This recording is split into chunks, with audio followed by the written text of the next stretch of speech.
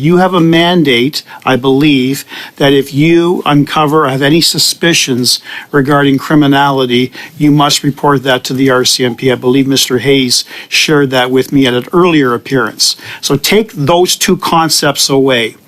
Given the gross breach of trust by public officials, elements of fraud and forgery, were there any red flags, any suspicions that you would have deemed to be appropriate to report to the RCMP?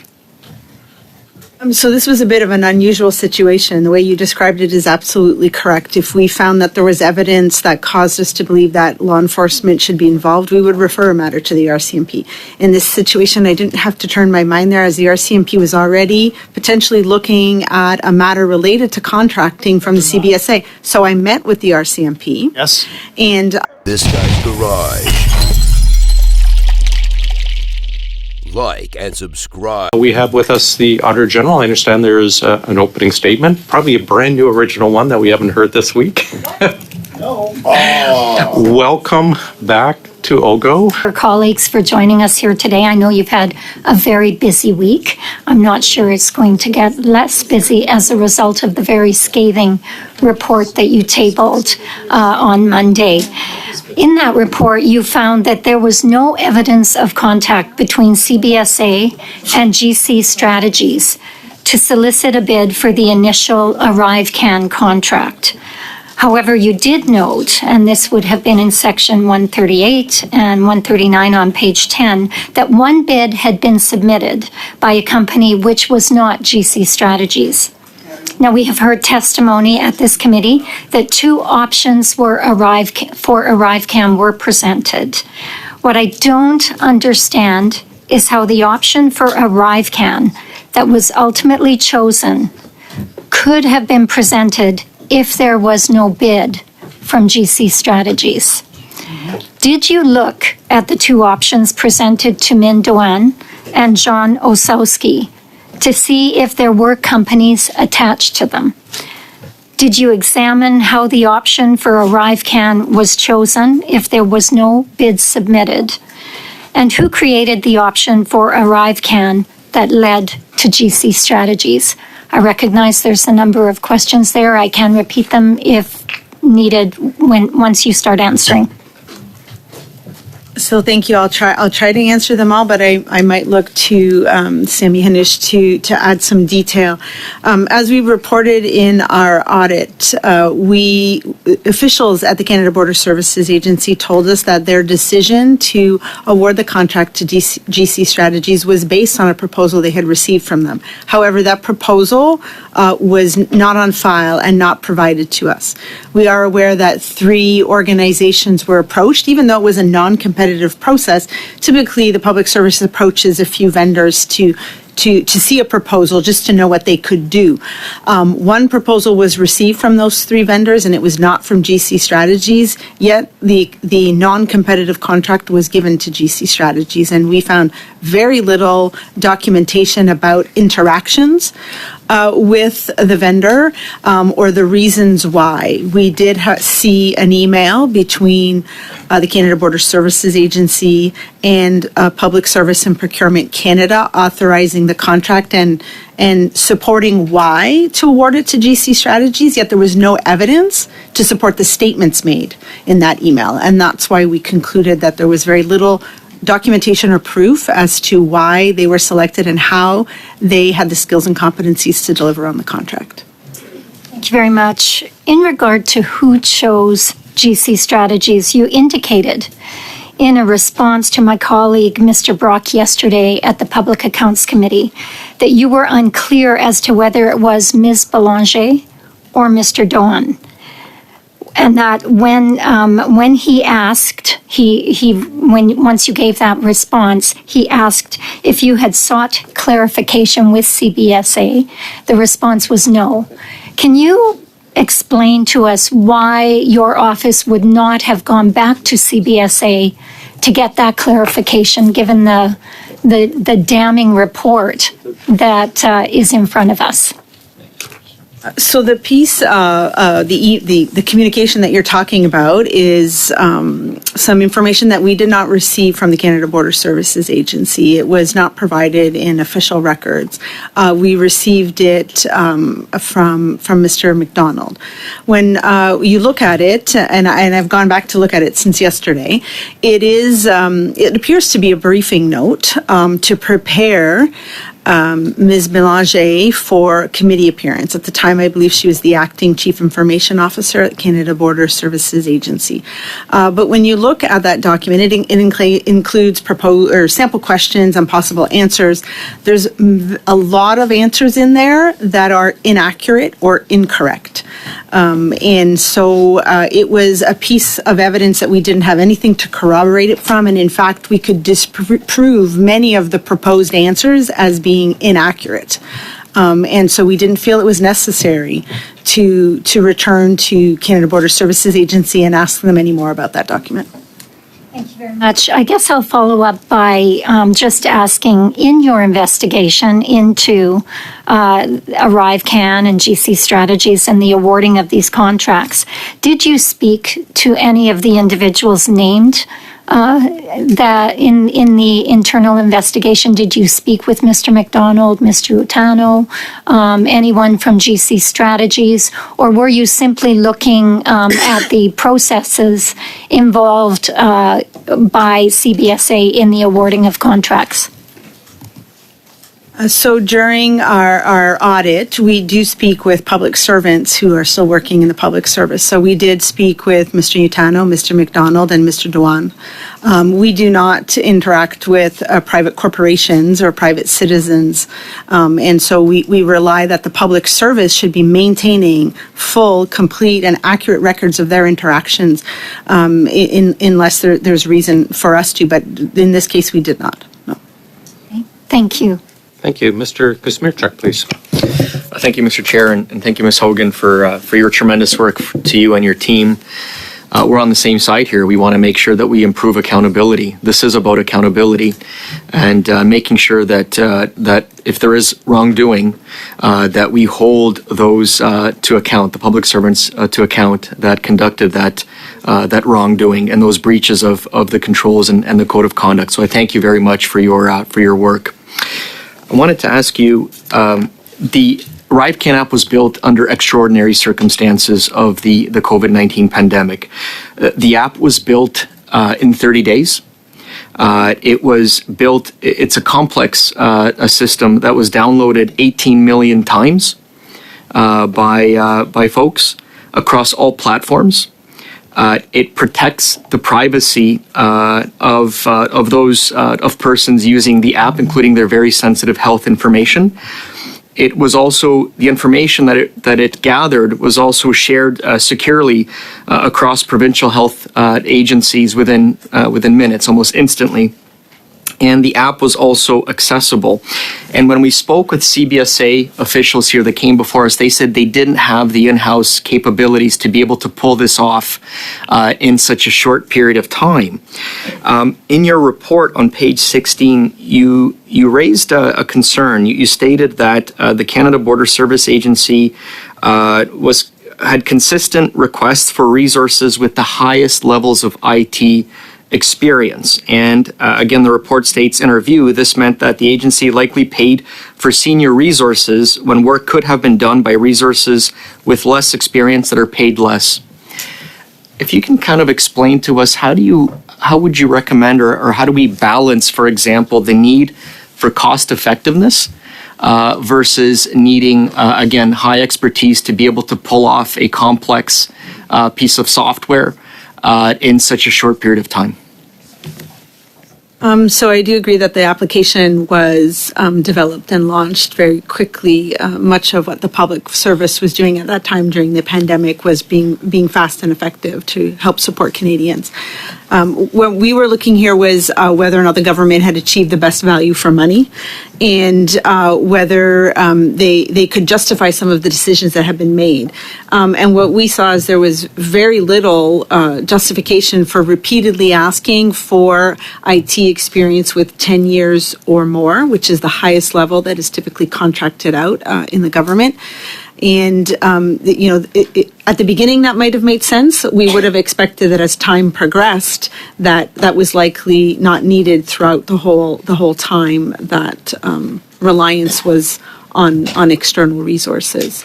So it's an assessment that normally you would see at the outset, figuring out if you had good project management practices in place, you would do an assessment of the needs and the resources and the skills that you need. And that was one of the things that was missing here, with some of those fundamental project management processes. And so both of those contributed to the fact that the app, we paid likely too much for the app because of that heavy long-term reliance on external resources, often at the highest level.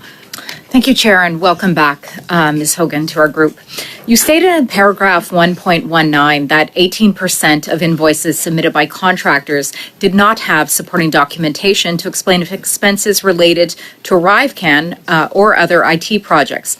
You also state that GC Strategies was paid $19.1 million to build ArriveCan, $8 million more than $8 million than we projected previously. Is there a possibility that this number is higher than $19.1 million due to the pay discrepancies?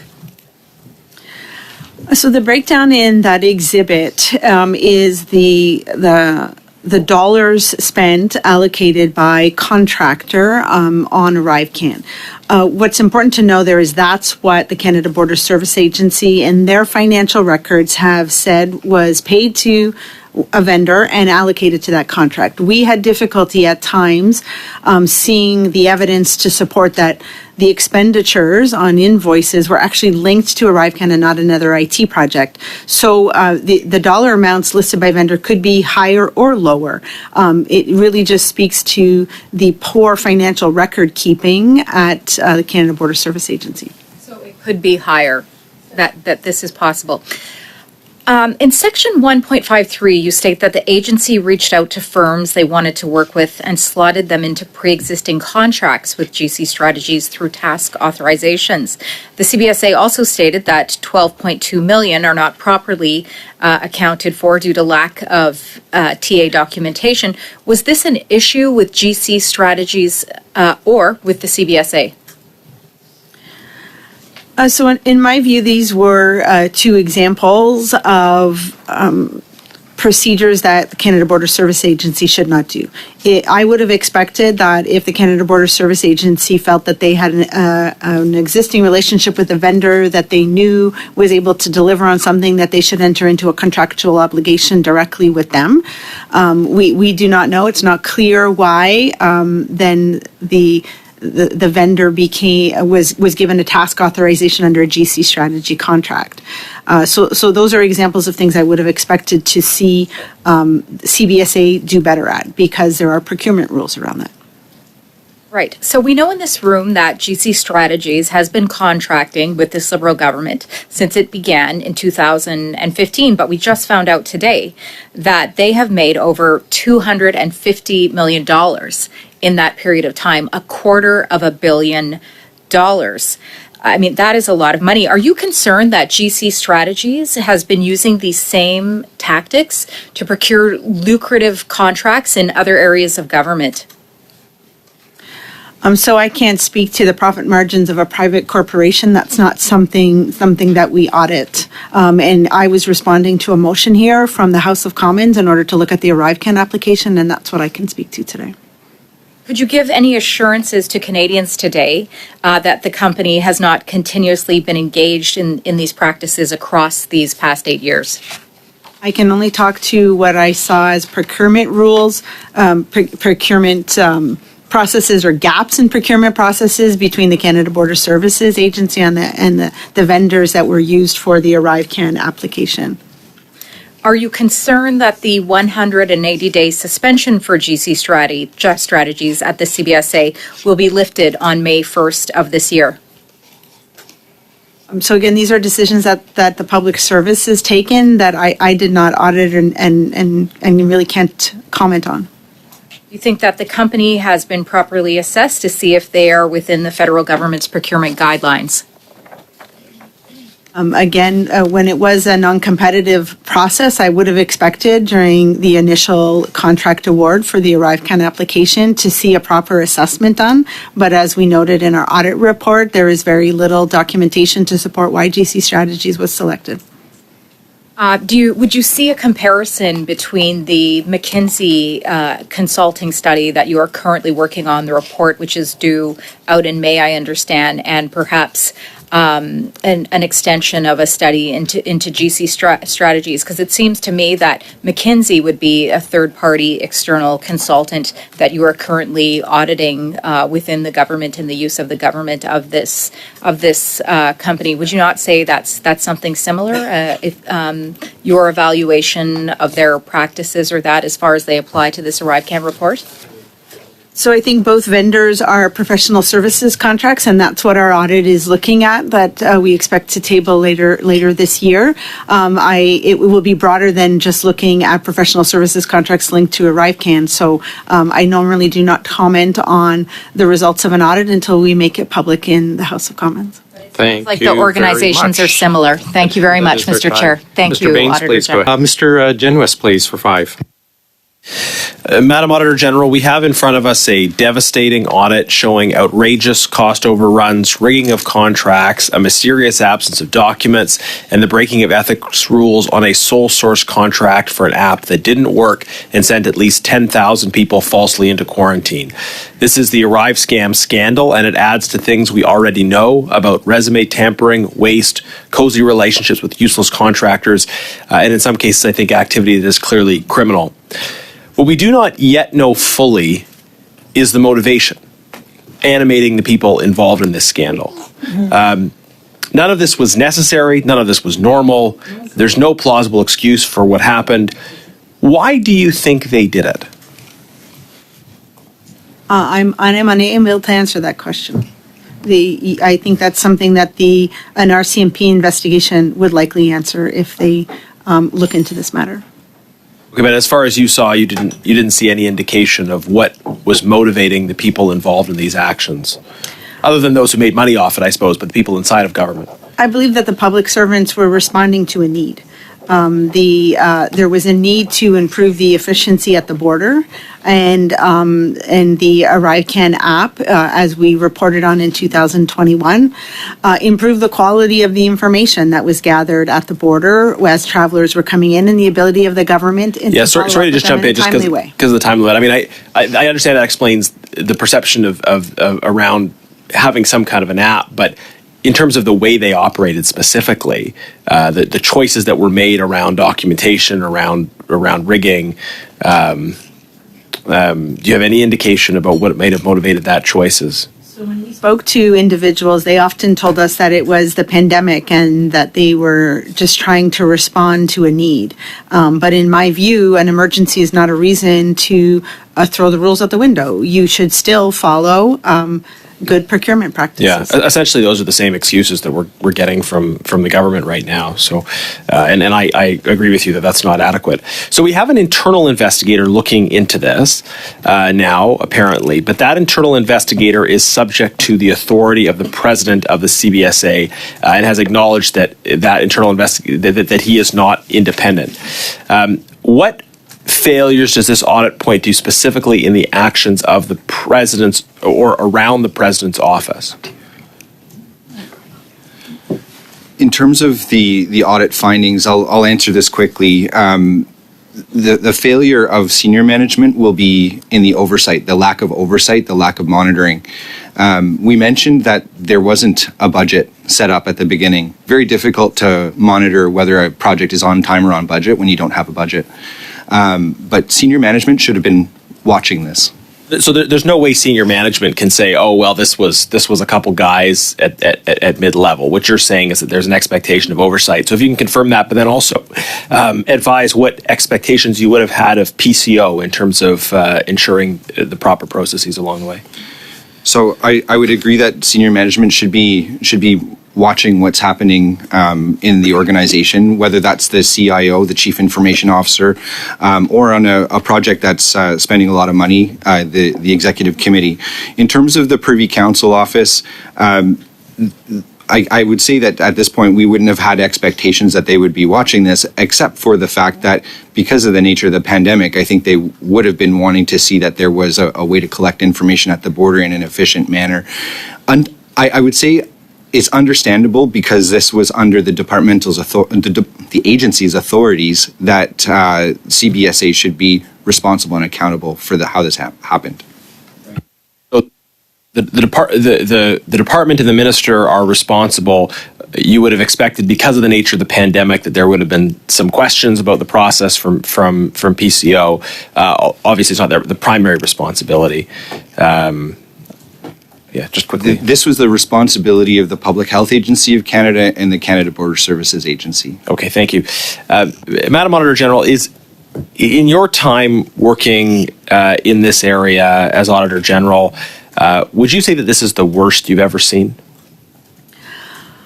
Well, it's definitely very bad record keeping and financial record keeping. It's some of the worst financial record keeping I've ever seen. To have invoices that clearly did not have sufficient information to be able to validate that the services had been received, and then where to record them and what project to charge them to. I've testified yesterday about how we had to go through many journal entries at times that didn't really say much to get to the original journal entry, to find the source documentation, to then be able to trace it to a task authorization and see that it was linked to ArriveCan or not. That kind of record keeping, it shouldn't be that difficult to find out where money went and what it should be charged to. Thank you, Chair. To the Auditor General, we talked yesterday at Public Accounts regarding performance bonuses at PHAC, that during this boondoggle that wasted over $60 million of taxpayer funds, they wanted to reward themselves with bonuses to the tune of almost $340,000. When I asked Erin O'Gorman, president of the CBSA, she was hesitant to provide me with details. As part of your mandate, did you uncover any evidence to suggest that Ms. O'Gorman and other senior executives and other employees of the CBSA had bonused themselves while fleecing taxpayers? So when we looked at this, we weren't looking at HR matters or compensation, so I have no comments to provide on that. I want to focus in on 1.44 of your report that talks about you not examining any work around ethics and code of conduct because of the RCMP investigation and the internal investigation. Now, you must be aware that the internal investigation has absolutely nothing to do with the ArriveCan work that you looked at. It has everything to do with a bottler complaint that was received in November of 2022. Was that explained to you? So the internal investigation, as my understanding, is looking into conduct and ethics of certain individuals, and I believed it extends beyond bottler, but I didn't look at all the details, so maybe I'll ask Andrew if he can add something there. Thank you. And just as a preliminary comment here, we deliberately did not share the preliminary document with the Auditor General for the purposes of maintaining independence and objectivity, impartiality in the work. Excuse me, you're talking about the preliminary statement of fact? That's right. Okay, was that shared with you? Yes, I've read it carefully. Okay. Yep. And you did not share that with Ms. Hogan? No. Okay. But you would agree with me, Mr. Hayes, that it really has nothing to do with the ArriveCan per se, but the handling of contracts related to another software company out of Montreal by the name of Bottler. So what I would say about the preliminary document, which I'm hesitant to call a statement of fact because there are still procedural things. This is more like it. Our understanding is that the individuals against whom allegations have been made have not responded yet. So at this point in time, we consider that document to be preliminary and are not really relying on it as a authoritative document. Just want to focus. This has really had nothing to do with the ArriveCan app per se, but a secondary issue. And that secondary issue was also referred to the RCMP. So I just want to be abundantly clear with you, Ms. Hogan. In my view, there was absolutely no legal impediment for you to examine any sort of criminality or any suspicions regarding criminality because your audit on the ArriveCan was really not the focus by the RCMP, as confirmed by the Liberal bench numerous times, that the RCMP are not investigating ArriveCan, but rather Bottler, and the internal investigation likewise. So my question to you is very simple. Take that away. Take the RCMP away, take the internal investigation away. You have a mandate, I believe, that if you uncover or have any suspicions regarding criminality, you must report that to the RCMP. I believe Mr. Hayes shared that with me at an earlier appearance. So take those two concepts away. Given the gross breach of trust by public officials, elements of fraud and forgery, were there any red flags, any suspicions that you would have deemed to be appropriate to report to the RCMP? So this was a bit of an unusual situation. The way you described it is absolutely correct. If we found that there was evidence that caused us to believe that law enforcement should be involved, we would refer a matter to the RCMP. In this situation, I didn't have to turn my mind there, as the RCMP was already potentially looking at a matter related to contracting from the CBSA. So I met with the RCMP. Yes. And I talked to them in generalities about our findings because our report had not yet been made public, and so said to them once it was made public, if they would like to have access to our file to see our evidence, that they should send me a production order. So at this point, you did not specifically refer any allegations to the RCMP, is that correct? Correct, as I said, because they were already investigating a contract. Sure, understand. In light of what we heard today, that GC Strategies has been billing. Mr. Brock, that is our time, I'm sorry. But another colleague there asked if this was the worst you've seen, and I don't think you were the auditor then when they were looking at the G8 Legacy Infrastructure Fund. $83 million were approved, and then $50 million were asserted to the fund that were allocated through the ministers. Again, I think the headline was no accountability and procurement wasn't followed by the Conservatives at the time. And yet, here's an indication of something that involved elected officials in that procurement and in that disposition of funds, over $50 million to, I believe, the G8 in Huntsville and one of the ministers at the time from the Conservative benches.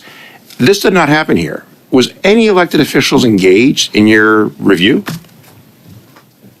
So as I said earlier on, there was no, there wasn't a good governance structure set up, and that governance structure would normally include good oversight and briefing. And while we saw evidence that the deputy minister was aware, I saw no formal documentation to see that there was a briefing done either at the political level or to the deputy head in a formal way. Did you see decisions made on contracts by elected officials? Did you see that?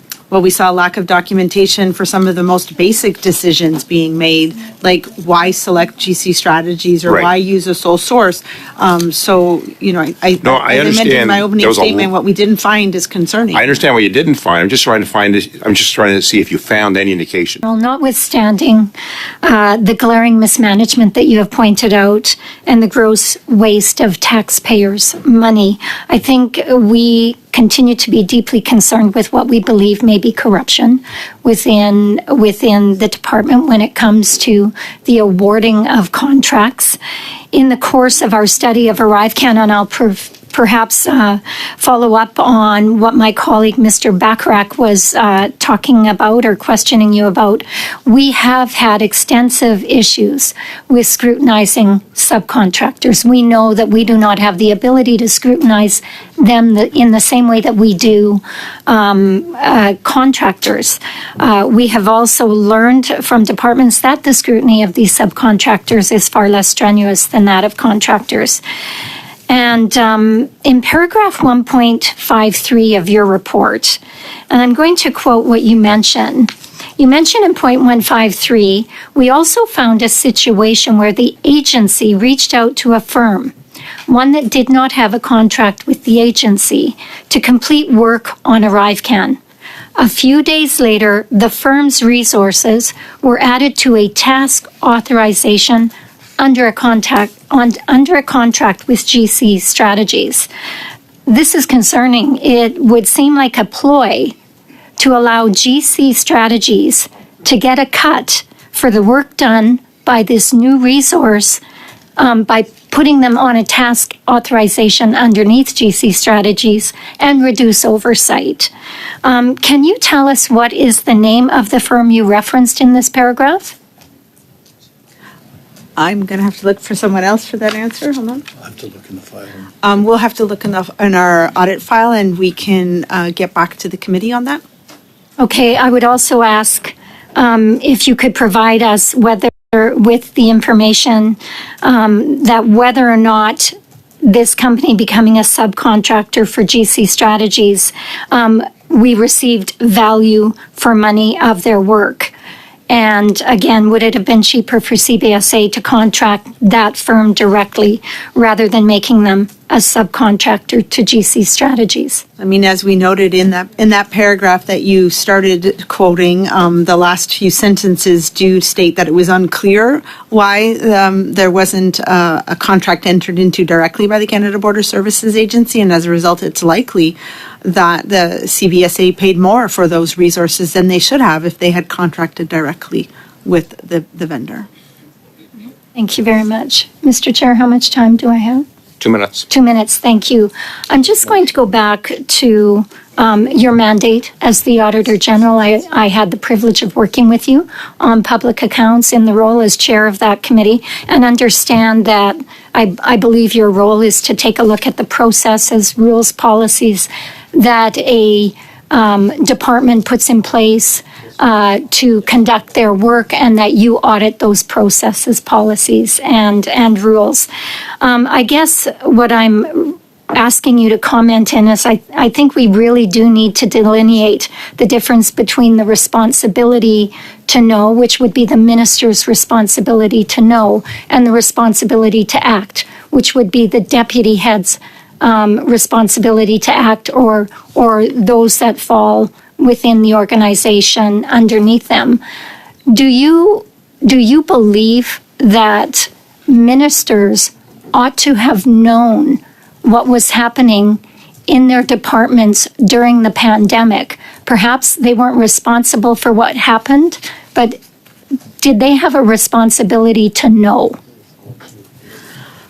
In my view, that's a matter that a minister and a deputy minister should be having a conversation about and agree on what matters briefings should occur. I think every department and every minister might have a different view or different expectation, and that should be outlined and clear between the deputy head and the minister. So this allowed during the pandemic for the free flow of goods. Has that been taken into consideration in your analysis of value for money for Canadians? Again, we're talking about over $1 billion worth of trade every single year that goes across that border that the ArriveCan Act allowed to seamlessly cross during the height of the pandemic. So I would tell you that this was effective in that it allowed border officers to be able to physically distance. It improved the quality of information that was collected from travelers and sped up the process at the border. I would tell you that for those 10,000 individuals who were told to incorrectly quarantine, they probably don't agree that it was effective. But even though that was effective, it doesn't mean you should pay more than you should have for an app. And so there's a difference between being effective and getting good value from it. Mrs. Kusi, please. Thank you very much, Chair. Madam Auditor General, in Section 1.67, you state that the CBSA approved timesheets with no work details, which means it's highly contractors were being paid for completing no work. Who were the contractors that submitted these blank timesheets? So that paragraph doesn't speak about blank timesheets. It was what was missing on the timesheets was the project that it might relate to, or the work that was accomplished. There would have been an individual's name and the hours worked, but what was missing often was the details to allow you to know which IT project it went to, which contract or task authorization it related to, and that's just not good financial record keeping. It's not good controls or practices to validate that the government's received what it's paying for what it actually received. Thank you. My colleagues across the aisle talk continuously about the security of the application and the use of the application.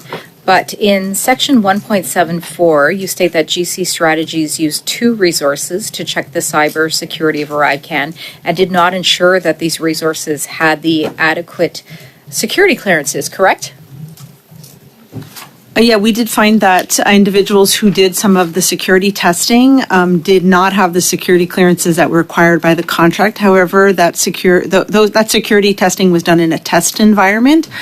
So it still raises a concern because a person could potentially be identifying vulnerabilities of the application, but they did not have access to individuals' data as it was in a test environment. Are there many levels of the CBSA and PSPC that handle security checks to ensure the integrity and security of Canada's private information? I mean, we didn't look at who issues security clearances here. What we were looking at was that a task authorization required that an individual doing work needed to have a certain level of security clearance, and we would have expected that the Canada Border Service Agency would have ensured that those carrying out the work had the requirements that had been outlined in the task authorization, and that's not what happened here. How many points of failure occurred to allow this to happen? Would there be, in a process, would there be certain security checkpoints that you would audit in terms of following through a process? Would you be able to determine the number of points where this failed? I think that's a difficult question. I guess it would start off with, was the security requirement checklist done before a task authorization or a contract was put forth? Once you set out the requirements in that task authorization, someone should have ensured that the resources that were proposed by the vendor met those requirements. And then you would have had to check a second time when the invoice came in that it was the actual individual. So there could be many points where this could have been flagged. But in this instance, I don't know the details as to where that failure might have occurred, but the fact remained that individuals who didn't have clearance carried out the work, and they shouldn't have. Since GC Strategies had 2 examples of not properly vetting their resources and following the property security protocols, do you think that perhaps this should require further review, or perhaps their work across other departments, the $250 million, as we learned today, those security clearances, those who worked on these GC Strategies projects, should that perhaps be under further review after correlating the revelations that were found within your report and then the quantity of work completed by GC Strategies across government that we learned about today? In our report, we made a recommendation that all resources, including contractors and subcontractors, should have valid security clearances on the file prior to starting any work. And it's important that it's before they start work. Regardless of who the contractor is, and in this case, GC Strategies, that should be happening. So wherever this contractor is working, we would expect that the departments or agencies are looking to make sure valid security clearances are in place before work is started.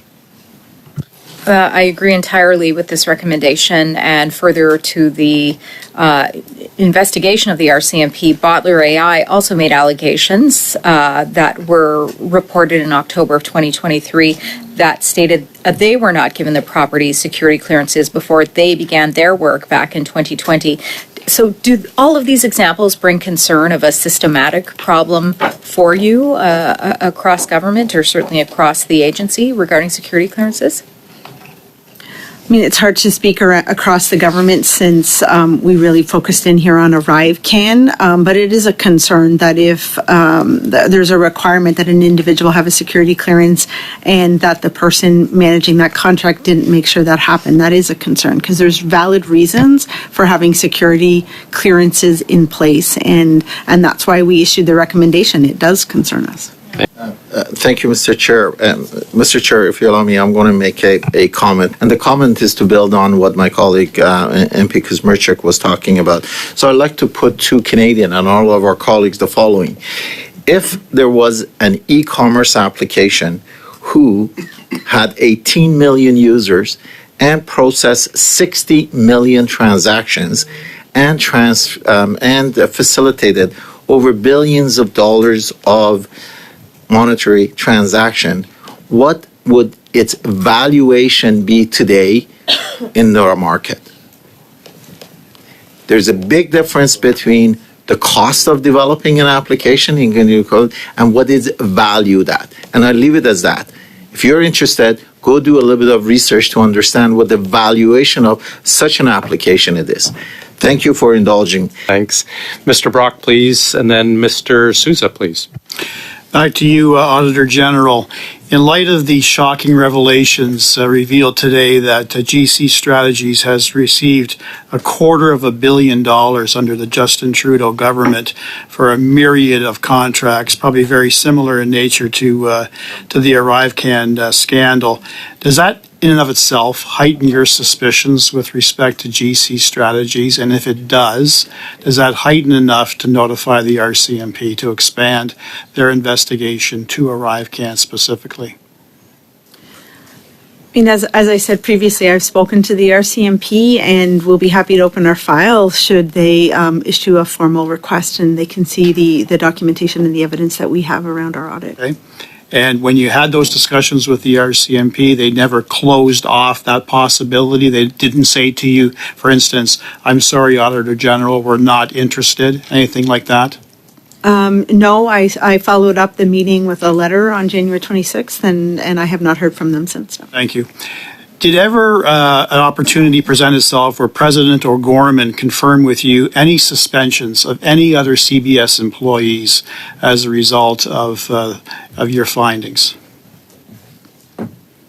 We are not aware of any suspensions. We know that the two individuals who have been discussed at this committee previously have been suspended by their organizations, but we're not aware of any within CBSA. Thank you. Were you aware as well that there's an allegation that Min Doan, the Vice President of the CBSA, had deleted and or mysteriously had 4 years worth of emails corrupted? Were you aware of that fact? Yes, we are aware of that. Okay. And you'd agree with me, perhaps you, Mr. Hayes, with your legal background, that in and of itself could constitute an obstruction of justice? When information is missing, there's always concerns about why. In the case of our audit, we were able to obtain information emails that Mr. Doan had sent to and from people that were relevant to our audit work. So Certainly not all 4 years worth. We got a considerable amount of emails. We can't say that is completely comprehensive Right. because there are emails that would be deleted along the way. Thank you. To Mr. Hanoush, is it correct that you interviewed Mr. McDonald and Mr. Utano literally within a few weeks of the release of the report? Yes, we interviewed them in January. Right. And when you interviewed both Mr. McDonald and Mr. Utano, was the report of the Auditor General substantially completed? We were still in the process of completing the report. Did any of the evidence that you received either orally or with documentation produced to you by both individuals, did that in any way factor in the ultimate report that you have shared with Canadians? What was provided to us orally was confirmed with the two individuals when we interviewed them.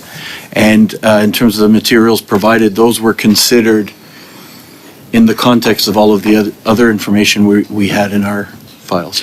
Were you also informed that Kelly Belanger of the CBSA was responsible for project management during the course of the ArriveCan creation? I don't recall specifically that. Were you informed by Mr. McDonald or Mr. Utano that she also was rewarded with a non-advertised promotion? No? I'm not aware. Okay. Did you interview the two partners of Bottler AI? We did, yes. You did? Yes. And did you ever receive either from Bottler or from President O'Gorman or anyone else from the CBSA for that matter, the full report regarding the misconduct that they alleged in the fall of 2022? Did you receive a copy of that? Can we just clarify, are you talking about the internal Bottler investigation complaint. or the Bottler complaint? The Bottler complaint. The team did receive a copy of the Bottler Okay. complaint, yes. And was it complete? It wasn't redacted in any way? It was not redacted, no. Okay.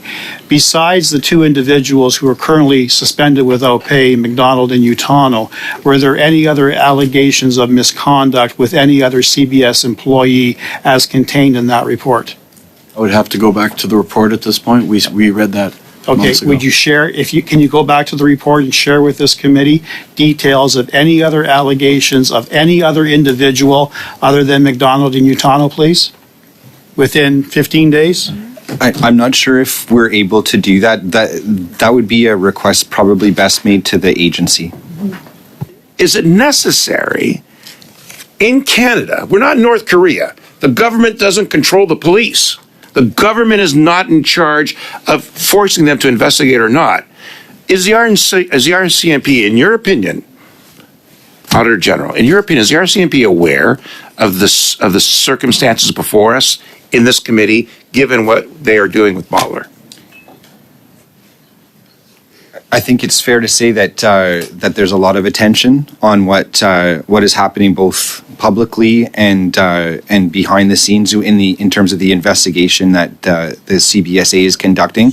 I would imagine that the RCMP is watching that. We are not in a position to comment on what the RCMP. And rightly so. Nor should a committee, nor should elected officials. The RCMP have it within their purview to figure out if there's criminal activity at play. And this is where some are presupposing these are criminals. That hasn't been decided. The investigation has not been completed, and we need that investigation as taxpayers, as officials in government, those that are in the bureaucracy and in civil service. We all want to make certain that people are abiding by the law. And if they are not abiding by the law, after the investigation is complete and determined, be it by the RCMP or the internal investigation, then consequences will occur. By having officials or elected members playing, I don't know what they're playing with others out there, does that prejudice the outcome? And is it necessary to ask the RCMP to do something which they themselves will determine? Our role as an independent agent of Parliament is to support the work of Parliament.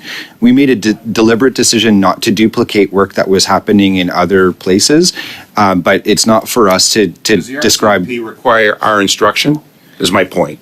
Can they not proceed without anyone instructing them to do so? Are they independent to do the work that they're there to do?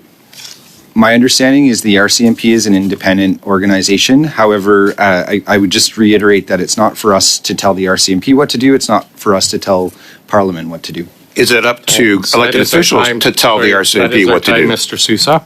Well, you let him go on. I want that answer. Are elected officials entitled to tell the RCMP what to do? You have a clock as well, and I allowed several of your colleagues to go a bit long, as opposed to the others. That is our time. A.G. Hogan, Mr. Hayes, Mr. Anus, and Ms. Dupree. Oh, I'm sorry. Yes, I may, Mr. I will. Chair? If I may, Mr. Chair, an honourable member asked a question before around paragraph 53. Could I provide the response sure. to the committee? We you asked about always welcome responses from you. You don't have to ask. Thank you. So I believe it was Ms. Block. Sorry, and I will. Are you going to tell us now or in writing? Right now? Oh, sure. Yeah, and I'll get you in writing. 2 seconds, Ms. Kusi. Take 2 Please seconds. go ahead. It was about paragraph 53. I believe it was Ms. Block who asked the name of the vendor, and it was KPMG. KPMG. Yikes.